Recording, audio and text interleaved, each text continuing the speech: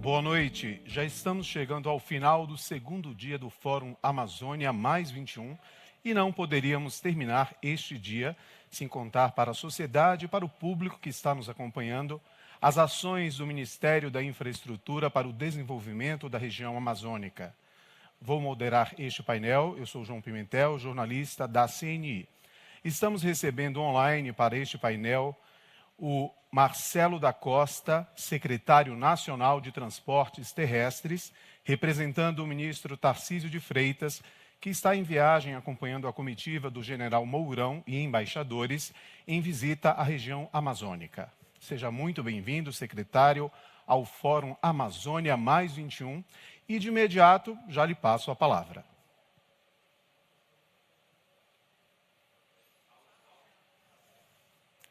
O áudio, por favor, secretário. O áudio está fechado. Agora tem. Ok, agora estamos ouvindo. Muito obrigado. Muito obrigado, boa noite a todos que nos acompanham. Muito obrigado, João, pela recepção do evento. Muito obrigado à CNI e à Federação de Indústrias do Estado de Rondônia e à Agência Nacional de Desenvolvimento de Porto Velho pela organização. É uma agenda, a Amazônia é uma agenda sempre muito importante para o nosso governo, através de diversas ações e fazer essa prestação de contas para a sociedade selecionada, formadores de opinião que nos acompanham agora, prestando contas sobre o Ministério da Infraestrutura e a agenda do Ministério da Infraestrutura para a região, ela é sempre uma oportunidade que a gente tem que aproveitar e para discutir esses assuntos. Se puderem, por favor, botar a apresentação, que aí a gente vai seguindo esse roteiro.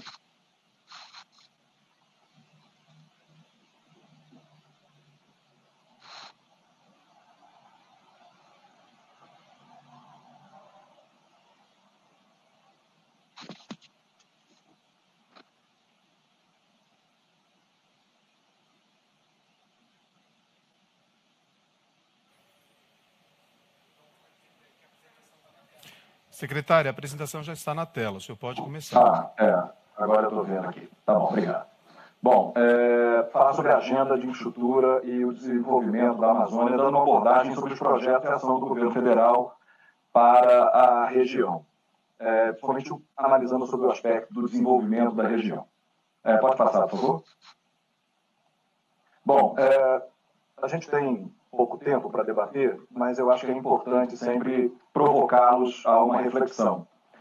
Primeiro, eu elenquei algumas perguntas, eu acho que eu gostaria de abordar algumas respostas possíveis, pelo menos a minha impressão, a impressão do Ministério da Infraestrutura sobre essas perguntas. Primeiro, existe uma correlação entre infraestrutura e desenvolvimento de um país?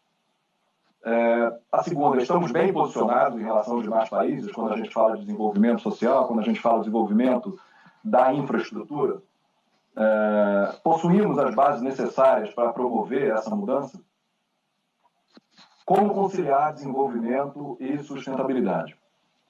E, por último, os projetos, quais são os projetos previstos para a região amazônica, e aí eu vou fazer uma abordagem até um pouco mais ampla do que a minha Secretaria Nacional de Transportes Terrestres, né, que cuida basicamente de rodovias, ferrovias e trânsito, falando um pouquinho também sobre ações da Secretaria Nacional de Portos e Transporte Aquaviário e a Secretaria Nacional de Aviação Civil, que são as outras secretarias finalísticas aqui do Ministério da Infraestrutura que cuidam da logística e do transporte.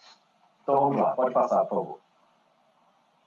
Bom, dentro da ideia de tentar entender se existe ou não uma correlação entre o desenvolvimento de um país e o seu desenvolvimento, a sua infraestrutura, a gente pode mostrar esse mapa, né, esse gráfico que no eixo ali das ordenadas, no eixo vertical, é um dado atualizado do Fórum Mundial de Desenvolvimento, né?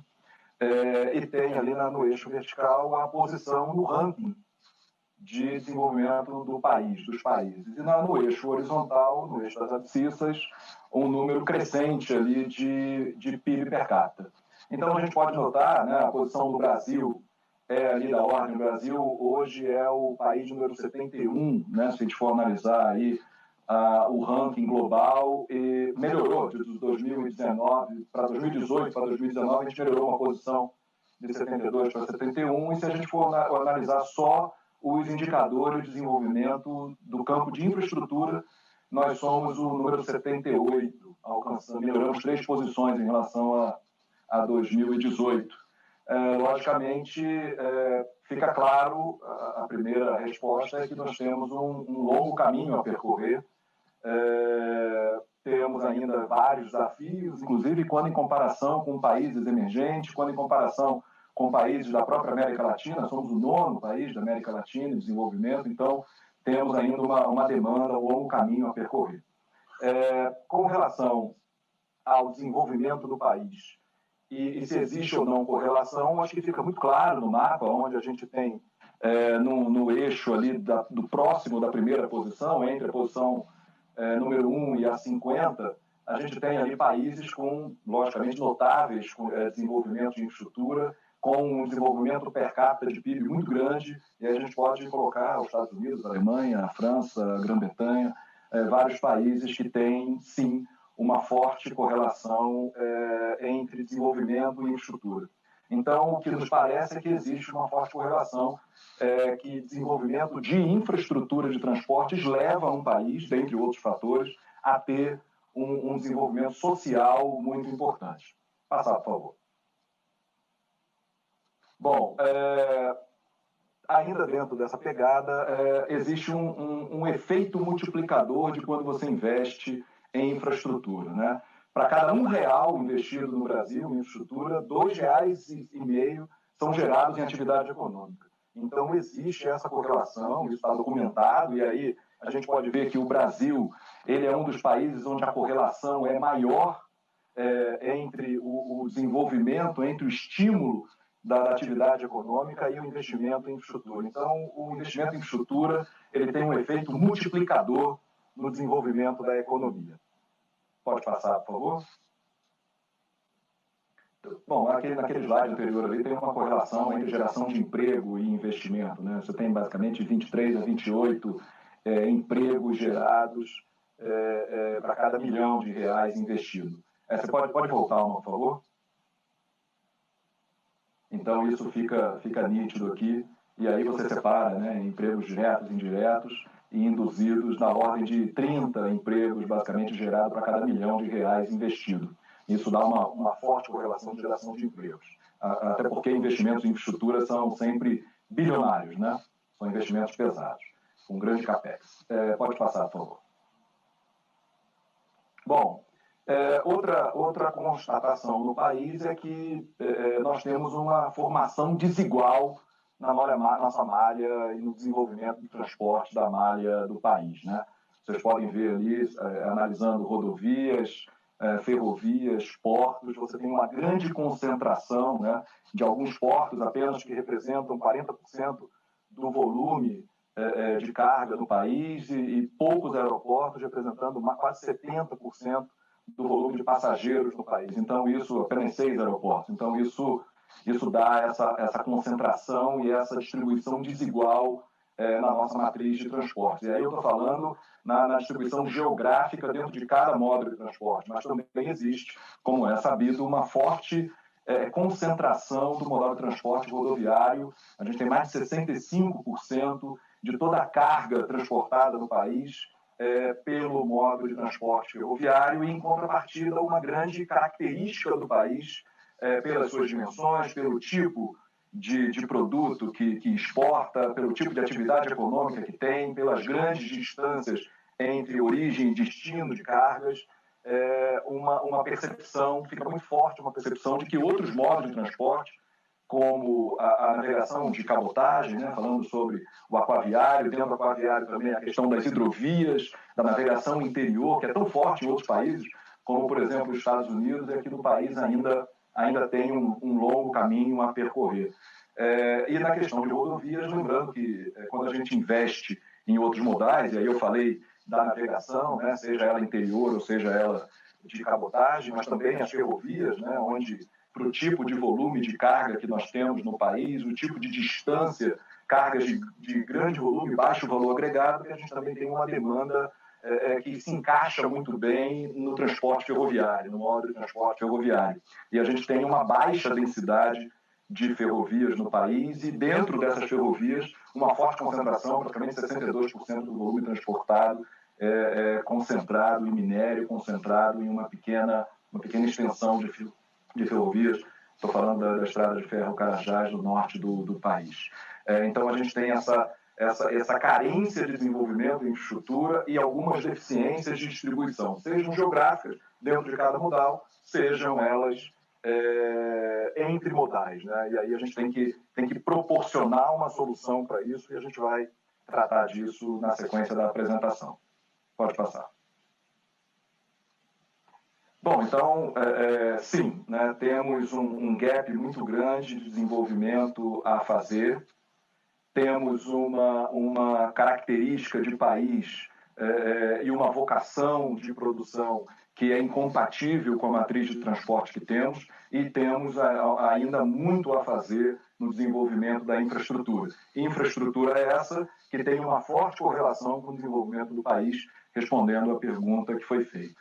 A questão temos as bases para esse desenvolvimento? Será que de 2019 para cá, com essa nova pegada do governo federal, com esse novo incentivo que o Ministério da Infraestrutura está dando nessa distribuição de cargas entre os modais, né, nesse equilíbrio da matriz de transporte, adaptando a vocação do país ao seu sistema de transporte, será que a gente tem as bases necessárias para promover esse desenvolvimento, essa quebra de paradigma, esse investimento concentrado, onde ele tem uma capacidade maior de geração de emprego e renda? Bom, eu acho que sim, e eu vou procurar defender essa resposta abordando alguns aspectos. Primeiro, nós temos uma política nacional de transporte no nível estratégico que tem uma tradução muito imediata dentro do planejamento estratégico do Ministério da Infraestrutura. E entre alguns pontos importantes dessa política nacional de transporte, e essa política ela é o que a gente tem de mais estratégico de nível de planejamento de transportes, e uma das maneiras de você operacionalizar esse planejamento de nível estratégico é através do Plano Nacional de Logística, plano esse que está em andamento, a sua revisão. Nós recebemos um plano em 2019 que levava um horizonte de planejamento curto, até 2025 apenas, o que é incompatível com o tipo de planejamento de infraestrutura, né, que são projetos de décadas, né, que são necessárias décadas para fazer uma maturação e uma implementação e ter resultados do investimento feito. Nós estamos levando agora, já a partir do ano que vem, já tornando isso público, uma expansão desse Plano Nacional de Logística para 2035, que é uma primeira etapa, ainda insuficiente, mas que vai nos permitir a possibilidade de, ainda nesse governo, de já levantar a base para fazer uma ampliação do horizonte de planejamento para 2050. Aí sim, dotando um país de um planejamento de nível estratégico, estipulando cenários de desenvolvimento do país, definindo a logística do país, para onde vai, que tipo de vocação, que tipo de carga, origens e destinos, e que modo de transporte vai ser preferencial. E aí a gente vai traduzir isso em planejamentos que vão ser revisitados a cada novo plano de plurianual de investimentos, a cada 4 anos. Então, pode passar, por favor. Dentro desse conceito da Política Nacional de Transporte, também tem muito forte o conceito de sustentabilidade, e para essa nossa conversa sobre investimentos na região amazônica, isso faz todo sentido, mas isso faz sentido para o país inteiro. Não existe dissociação e conflito entre desenvolvimento do país, entre investir em infraestrutura para promover esse desenvolvimento e permitir a sustentabilidade. Lembrando que o conceito de sustentabilidade ele promove o equilíbrio de um tripé, formado pela necessidade de satisfazer o ser humano nas suas necessidades básicas, provendo emprego, dando capacidade de deslocamento para esse ser humano, meios de subsistência, alocando aquele ser humano na sua região, permitindo que ele tenha desenvolvimento naquela região para ficar fixado na sua região de origem, sem a necessidade de se deslocar dentro do país ou para fora do país. Então, tem esse viés muito importante do atendimento da necessidade do ser humano, dentro do conceito da sustentabilidade. Um outro pilar, né, um outro apoio desse tripé é o conceito da viabilidade econômica, da sustentabilidade da infraestrutura. Há necessidade de que os projetos sejam equilibrados economicamente para que sejam viáveis e parem de pé. E uma terceira matriz de apoio, um terceiro pilar, o do meio ambiente, do respeito ao meio ambiente e da viabilização de projetos que respeitem não só os impactos previstos no projeto, mas também os efeitos disso em gerações futuras.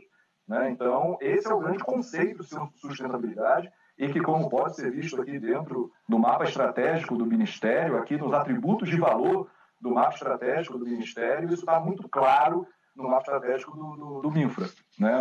A questão da sustentabilidade, de que os nossos projetos de infraestrutura tenham a sustentabilidade como um dos pilares importantes. E isso é feito no desenvolvimento de projetos de engenharia.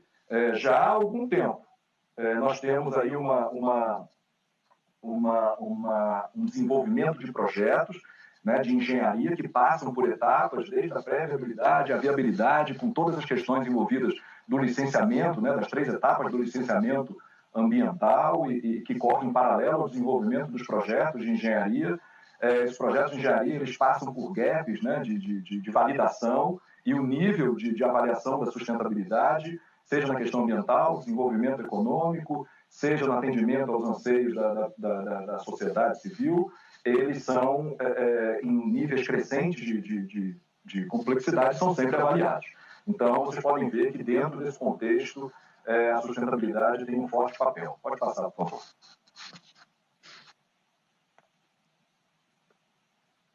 Bom, então, dentro dessa ideia da pergunta se nós temos ou não as bases necessárias, é bom identificar que bases são essas, né? Então, o que nós precisamos para sair da posição que nós temos e almejar uma posição maior em desenvolvimento econômico do país, no ranking do desenvolvimento econômico dos países e principalmente na questão da infraestrutura, por conta da forte correlação que tem entre um e outro. Primeiro, a necessidade de um aprimoramento do arcabouço normativo, né? Nós temos aí, estamos trabalhando no Revisaço, né, que faz uma simplificação de normas que já estão obsoletas ou que se contradizem umas com as outras. Então, isso tem a ver também com a previsibilidade regulatória e a segurança jurídica das nossas obras, dos nossos contratos de concessão. A gente precisa, desses contratos, e aí eu volto ao tema, falar e discutir muito fortemente a questão de mitigação de impactos socioeconômicos. Eu sou engenheiro civil de formação, trabalhei com obras de infraestrutura, executando obras de infraestrutura, planejando, supervisionando obras de infraestrutura a minha vida inteira, 30 anos de experiência, e entendo, isso é muito claro na minha cabeça, na minha visão, de que não existe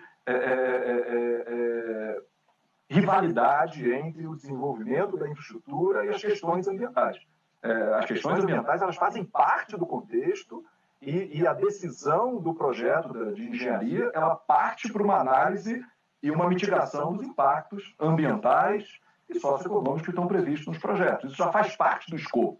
Podemos melhorar, podemos aperfeiçoar esse entendimento, podemos ter novos dispositivos de avaliação ao longo do projeto. Hoje a gente se concentra muito na parte de planejamento, né, do licenciamento ambiental e de planejamento. Acho que a gente consegue avançar e muito ainda na questão do acompanhamento da operação de rodovias, ferrovias, hidrovias ou instalação de terminais de portos, nas questões ambientais. Então, a gente pode dar a tranquilidade que a sociedade precisa e aprender muito, fazendo uma análise muito crítica entre o que foi planejado e o que foi executado e a operação daquele sistema de transporte. Eu acho que a gente pode evoluir muito nisso, mudando um pouco o enfoque, que é importante, lógico, do planejamento, mas que precisa também. A gente aprende muito durante a operação de uma rodovia, por exemplo, nas questões ambientais, se houve ou não atropelamento de fauna, se a localização do dispositivo de transposição de fauna, se está no local correto. Quer dizer, a gente consegue levantar estatisticamente os resultados e melhorar os nossos procedimentos de planejamento das obras futuras. Outra questão também é sabido por todos da dificuldade, da restrição orçamentária que nós temos no país. Então, a gente no Ministério da Infraestrutura tem tentado trabalhar com muita criatividade para prover a infraestrutura necessária no tempo que é necessário, sem depender exclusivamente das restrições ou do orçamento geral da União, porque sabemos que nós estamos num país em desenvolvimento, que tem uma forte carência de investimentos em outras áreas tão importantes ou mais importantes do que a infraestrutura, como educação, como segurança, como saúde, e que concorrem, de alguma forma, com os recursos da infraestrutura. Então, nós nunca teremos no país a quantidade de recursos disponíveis para a necessidade que nós temos e para a pressa que nós temos de prover o desenvolvimento. Lembrando que a missão do Ministério da Infraestrutura é fazer com que a infraestrutura no país, o sistema de logística e de transporte no país, não seja um gargalo para o desenvolvimento do país, e sim um indutor do desenvolvimento. E isso não tem jeito. Precisa de investimento maciço. Uma ferrovia custa por volta de 8 milhões de reais por quilômetro na sua implantação. Uma rodovia da ordem de 4 a 5 milhões de reais por quilômetro na sua implantação. Se a gente analisar ferrovias de milhares, 1.000 quilômetros que nós temos no país, né, como a Ferrogrão, por exemplo, como a FICO, como a FIOL, e rodovias também dessa ordem de grandeza, avaliem os senhores a quantidade de recursos que são necessários, que são muito superiores, logicamente, à nossa disponibilidade. Então, a atração de investimento privado é uma maneira inteligente de você resolver o problema. Mas os contratos, os projetos precisam ser maduros, inclusive na sustentabilidade, para que tenha a atratividade necessária a investidores estrangeiros, por exemplo. A questão da estrutura de governança, a questão do planejamento integrado, a gente tem aqui uma forte preocupação e está lá na nossa matriz, né, de nosso planejamento estratégico, a necessidade da integração do planejamento. Então, quando você pensa numa ferrovia como a Ferrogrão, para citar um dos projetos da região amazônica, né, que liga ali o Mato Grosso, que escoa essa carga do Mato Grosso, de soja e milho, para o Arco Norte, né, levando até Miritituba, e a partir dali fazendo um transbordo para a hidrovia, né, levando ali para os portos do Pará. Então, isso é infraestrutura interligada, multimodal, e o planejamento ele tem que nascer já pensando na integração, senão você só desloca o gargalo, né? Questão também de parceria, logicamente, como eu já falei, com o setor privado, melhorias no ambiente de negócio e outras questões. Pode passar mais uma, por favor? Bom, vou falar rapidamente sobre alguns dos projetos. A questão da competitividade é um dos projetos muito relevantes que nós temos aqui do Ministério. Nós estamos traçando objetivos para melhorar o ranking do Brasil, né, seja com infraestrutura e, consequentemente, também no desenvolvimento geral dos países, do desenvolvimento econômico. Para isso, a gente precisa de liberdade de mercado, a gente precisa transferir um pouco esse fardo, essa grande responsabilidade que a gente sempre teve no gestor público, nos órgãos públicos, no governo, seja federal, estadual, municipal, dividir um pouco dessa responsabilidade com a iniciativa privada, fazer com que a iniciativa privada entenda que a infraestrutura é um bom negócio, né? Nós temos hoje taxas de juros baixas que permitem taxas internas de retorno elevadas e muito atrativas. Nós estamos falando com concessões rodoviárias, por exemplo, da ordem de 8,47%, 8,5% de TIR, para uma taxa de juros básica de 2%, 2 e pouco. Então, existe um gap de atratividade muito grande e a gente quer sempre vender os nossos projetos como projetos atrativos para a iniciativa privada. Pode passar. Questão também, logicamente, da produtividade, como está previsto. Estamos investindo muito na transformação digital, tentando transformar, facilitar, desburocratizar o processo, seja na visão que o usuário, a pessoa física tem do governo, e aí a gente está falando do Denatran, que está participando desse projeto de transformação digital, através da carteira eletrônica, né, digital de trânsito, e também com as empresas, e aí a questão do TTE, que é um documento único eletrônico de transporte, que visa simplificar. Se a gente for falar de logística, nós temos dezenas, basicamente 40, 50 diferentes documentos necessários para determinados tipos de carga, e a gente precisa unificar e simplificar isso, desburocratizar, facilitar. Estamos em contato muito forte, em parceria com a Receita Federal, para tentar tornar isso também um documento não só logístico, mas fiscal também, né? Através da nota fiscal eletrônica, pode passar. Outros projetos, como, por exemplo, e aí que está em discussão, também um projeto muito revolucionário, que é o BR do Mar, que simplifica os procedimentos, né, o afretamento de frota, tenta, com isso, desburocratizar, sem deixar de proteger a produção e essa grande fronteira que nós temos no país, né, porque Nós temos uma fronteira enorme através do mar, dos 8.500 quilômetros de costa que temos, sem descuidar da segurança, sem descuidar da proteção, mas destravando o setor. Nós temos uma navegação de cabotagem que pode ser pujante, pode ser um dos principais modos de transporte do país, que vem crescendo muito e que, como o BR do Mar, e a gente torce para que esse seja o entendimento do Congresso, que a gente possa votar o mais rápido possível e isso vai ser transformador para o país. Para a região amazônica nem se fala, né, pelo potencial natural que ela tem de navegação de cabotagem. O Inova BR, que é as concessões rodoviárias que nós temos existentes, e nós temos um modelo de concessão rodoviária novo, que é moderno, que dá muito mais segurança jurídica, que mitiga riscos e que fizeram etapas anteriores de concessão não terem o resultado necessário. Com tudo que a gente aprendeu, a gente vai inovar, vai trazer desenvolvimento tecnológico, vai colocar o Wi-Fi nas rodovias, vai fazer uma tarifação justa por quilômetro rodado, que é o Free Flow, vai permitir uma iluminação em LED das principais rodovias concedidas no país, e a gente quer aproveitar todas as inovações que nós estamos colocando na nossa carteira de mais 20 mil quilômetros de concessões para dentro das concessões, dos 10 mil quilômetros de concessões existentes. Então, o Inova BR ele traz essa modernização de investimentos das concessões que nós temos atuais. Pode passar? Bom, a questão do PNL, que eu já falei, nós estamos também desenvolvendo um plano setorial de transportes terrestres, que é um plano de nível tático que vai receber o PNL de 2035 e vai traduzir isso no nível tático em planejamento, fazendo o link com o DENIT, com a EPL, com a NTT, né, Agência Nacional de Transportes Terrestres, com a VALEC, para dar diretrizes para a VALEC. E uma das diretrizes mais fortes que nós temos é a questão da segurança viária, né, de colocar a segurança viária para frente do planejamento e da modelagem dos nossos contratos de concessões futuros. Né? Pode passar.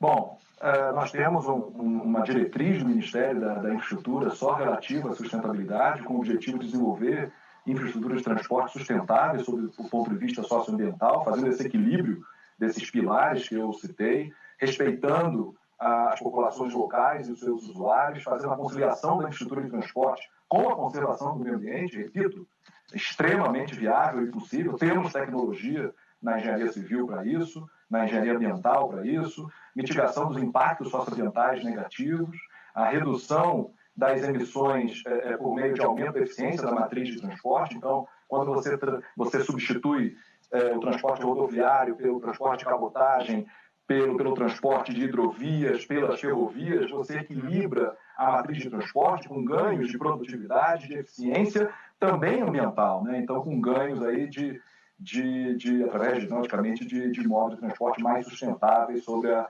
emissão de CO2, né? Analisando pelo aspecto dessa emissão de CO2.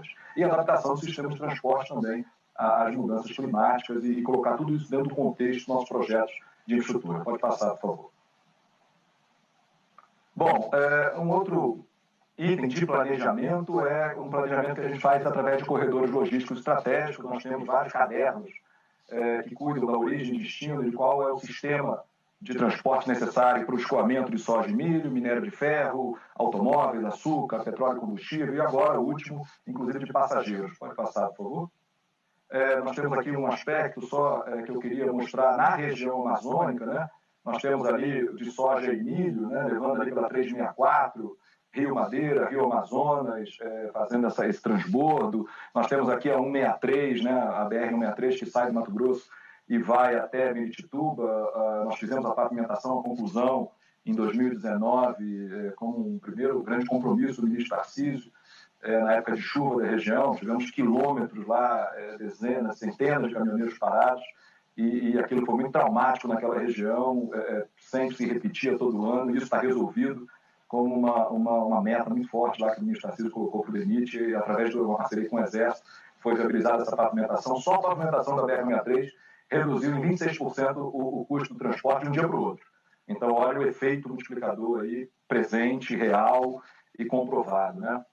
E aí, escoamento de minério de ferro, de açúcar, de automóveis, de petróleo e combustíveis, usando essa grande multimodalidade, né, como fica muito clara na questão das hidrovias navegáveis aí dos rios da região amazônica e também das rodovias existentes, dos principais eixos rodoviários do país.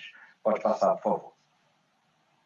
Então, essas cargas, elas passam, né, pela região amazônica, e isso é muito importante. Bom, falando agora sobre a carteira de empreendimentos, sobre as obras que estão projetadas, quer dizer, entendido a correlação que existe entre desenvolvimento e infraestrutura, entendido que nós temos um plano que nasceu na Política Nacional do Transporte, chegou na renovação e na ampliação da vida útil lá do planejamento do Plano Nacional de Logística, entendendo que nós temos projetos capazes de fazer essa transformação, de quais são os tópicos que a gente precisa abordar de uma forma mais ampla para promover essa transformação da estrutura. Agora vamos falar de alguns empreendimentos, né? Como vocês podem ver, tem um overview aí, eu vou relacionar alguns empreendimentos só que eu ressalto assim, de muito importante para a região.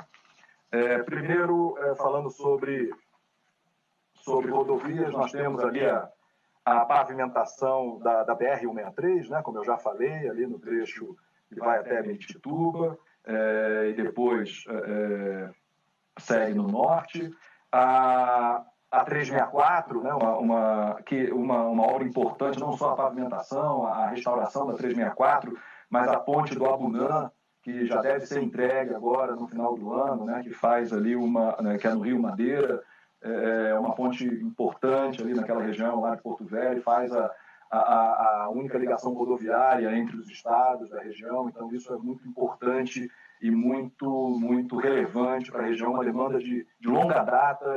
Nós visitamos a ponte junto com o ministro esse ano e falta muito pouco para ela ser inaugurada. A perspectiva é de que até o final do ano a gente já consiga fazer a inauguração da ponte, dando um upgrade muito grande ali no desenvolvimento da logística naquela região. A BR-319, né, que nós estamos voltando, recompondo a pavimentação, fazendo a restauração do pavimento no trecho que já tinha sido pavimentado e já fazendo o andamento do licenciamento ambiental para que toda ela seja nos trechos que não estão pavimentados, que possam ser pavimentados. Ele sabe da importância da BR-319 dentro daquele conceito da sustentabilidade para permitir o desenvolvimento sustentável daquela região. Essa rodovia é importantíssima e uma questão, inclusive, de humanidade para a região, para fixar a população. Nós passamos lá em diversos municípios que são muito carentes por conta da completa falta de acessibilidade, de ligação rodoviária. Então, a 319 ela tem uma questão de humanidade que atende muito a essa perspectiva e essa intenção que nós temos de, com a infraestrutura, promover a sustentabilidade, atendendo aquele um dos pilares que é o direito do cidadão de ter uma infraestrutura de transporte que torne o seu emprego, a sua região viável, inclusive economicamente. Bom, eu acho que de rodovia é basicamente isso que eu queria falar. Tem de ferrovias e investimentos, nós temos a Ferrogrão, que está em fase final de modelagem e envio para o TCU, né, para fazer análise da documentação. A Ferrogrão é uma ferrovia muito emblemática, ela vai ser paralela à BR-163 e nós estamos também fazendo a concessão futura da BR-163, vocês podem ver os dois eixos paralelos aqui, só que uma concessão curta, apenas de manutenção e de ampliação pequena da capacidade da BR-163 para permitir a construção, né, daqui a 10 anos, a construção da Ferrogrão. A Ferrogrão é feita praticamente na faixa de domínio da própria BR-163, então tem minimizado os impactos ambientais, mas que, logicamente, são importantes, estão inseridos no planejamento e na modelagem da concessão. É uma ferrovia que nasce com uma carga eterna, permanente, que tende a crescer. A gente sabe que o desenvolvimento ali daquela região e a exportação desse importante commodity, né, que é o trigo e o commodity agrícola, né, o trigo e o milho daquela região, ele tem na infraestrutura o gargalo.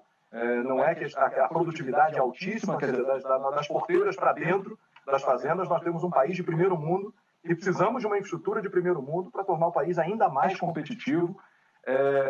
Se já é competitivo hoje, imagina com uma ferrovia para transportar num custo muito menor essa carga, nesse volume, nessa distância. Estamos falando aí de quase 1.000 quilômetros de ferrovias. Outras ferrovias importantes na região, nós temos a ligação, assim como é importante a Norte-Sul, né?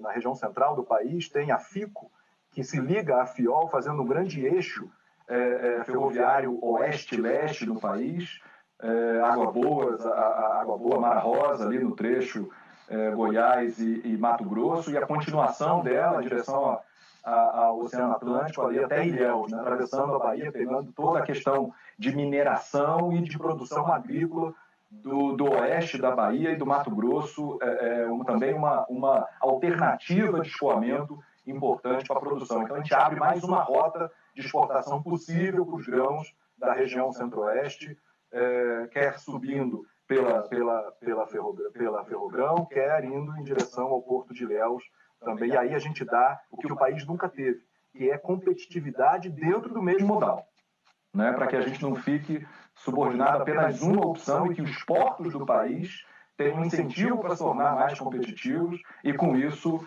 diminuindo o custo logístico. Temos também um investimento, pode passar a próxima, um investimento, já para terminar, muito grande também na questão dos aeroportos regionais da região.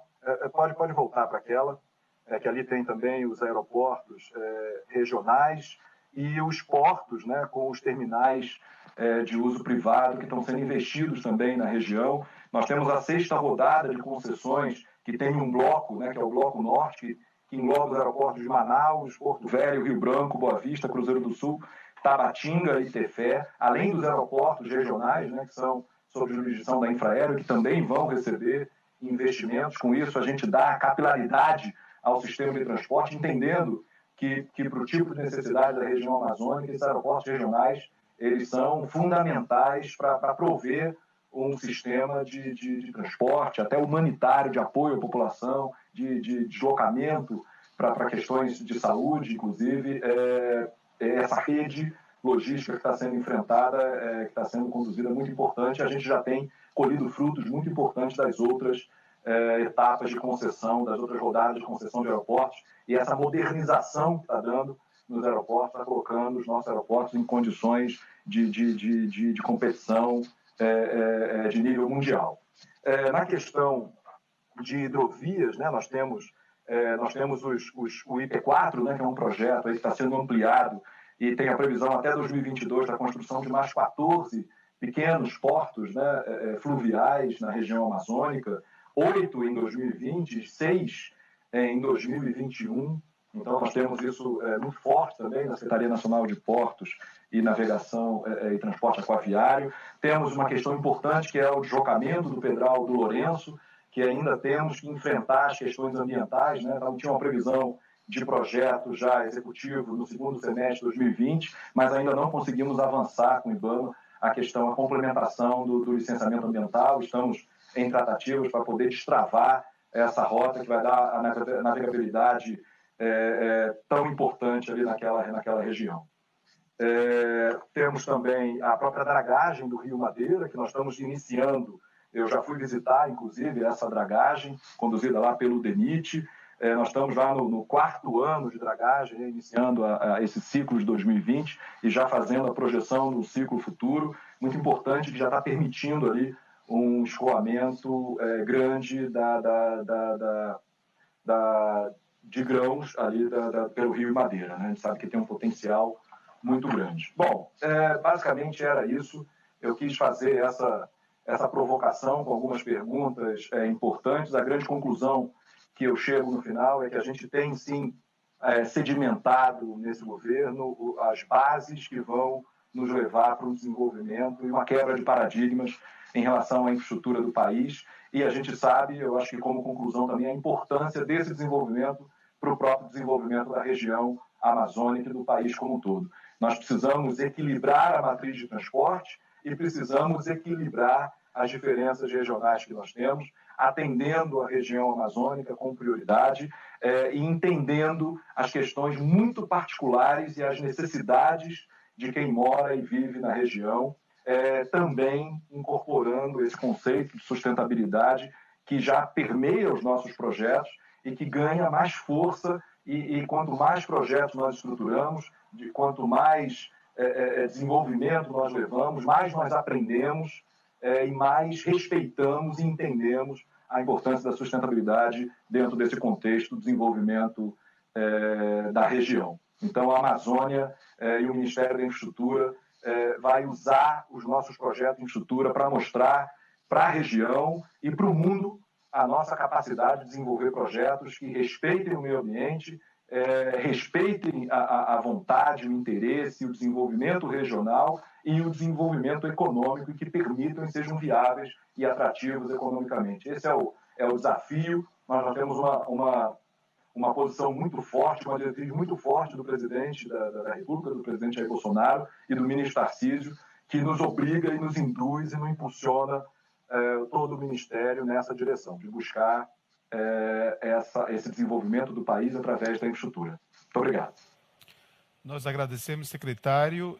Sabemos que o senhor está com o tempo apertado, que tem uma agenda aí seguinte. Se o senhor quiser fazer as últimas considerações, nós abrimos esse espaço para o senhor encerrar. Muito obrigado ao evento. Eu agradeço muito essas oportunidades que a gente tem de fazer essa prestação de contas à CNI, ao governo de Porto Velho, ao governo, à Federação da Indústria de Rondônia. São eventos como esse que engrandecem a região amazônica e que nos fazem discutir essa região que é tão importante para o país. E a gente tem na infraestrutura um plano muito forte de desenvolvimento para a região, como eu falei, respeitando as particularidades e o conceito de sustentabilidade dentro dos nossos projetos. Muito obrigado pela oportunidade e contem sempre com a forte intenção e respeito a essa região tão querida e tão importante para o país. Muito obrigado. Muito obrigado, secretário. Agradecemos a participação do senhor no Amazônia Mais 21. Leve ao ministro e a toda a equipe do Ministério de Infraestrutura o nosso abraço e os nossos agradecimentos. Obrigado a todos que estão nos acompanhando e sigam a programação no site amazonia21.org. Lembramos que continuamos amanhã às 8h30 com o painel BV Rio Design e Madeira Sustentável, case com Flona Tapajós. Uma boa noite a todos.